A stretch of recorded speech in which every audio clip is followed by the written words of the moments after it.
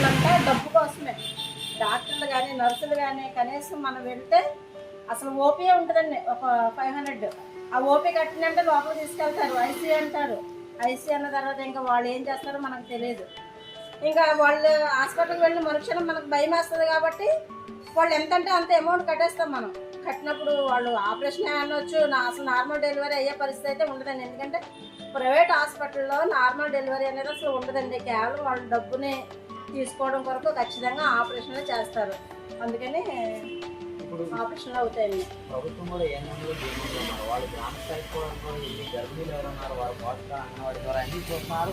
తర్వాత అంతా కూడా హెల్త్కి సంబంధించి మొత్తం అంతా చెకప్ చేస్తున్నారు. తర్వాత వీళ్ళు ప్రభుత్వ ఆసుపత్రికి వెళ్ళాలి, కానీ ప్రభుత్వ ఆసుపత్రిని ఆశ్రయించకుండా ప్రైవేట్ హాస్పిటల్కి ఎందుకు ఆశ్రయిస్తున్నారు?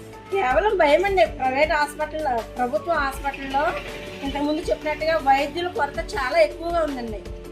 అసలు నర్సులు ఉండరు, అసలు మెయిన్ డాక్టర్ ఉండరండి టైంకి. మేము ఎన్నో చూసాం, అలాగా మేము కూడా ఉపయోగించుకున్నాం క్లినిక్ని. ఉపయోగించుకున్నప్పుడు సార్ బయటికి వెళ్ళారు, వస్తారు ఉండండి, ఎంతసేపు చూసినా రారు.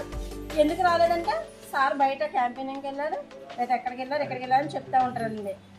అది ప్రభుత్వ హాస్పిటల్ పరిస్థితి. ప్రైవేట్ హాస్పిటల్లో డబ్బుల కోసం చేసేటప్పుడు ఇప్పుడున్న జనరేషన్ ఉందండి. శరీరతత్వం తేడా ఒకటండి. మెయిన్ ఇదేనండి. ఎన్నిసార్లు చెప్పుకున్నా డబ్బులు తీసుకోవడం కొరకే. డబ్బులు ఎంత ఉన్నవాడా లేనివాడా ఇది అనవసరం. మీకు బెడ్లు కావాలా, ప్రైవేట్ హాస్పిటల్కి వచ్చేయండి.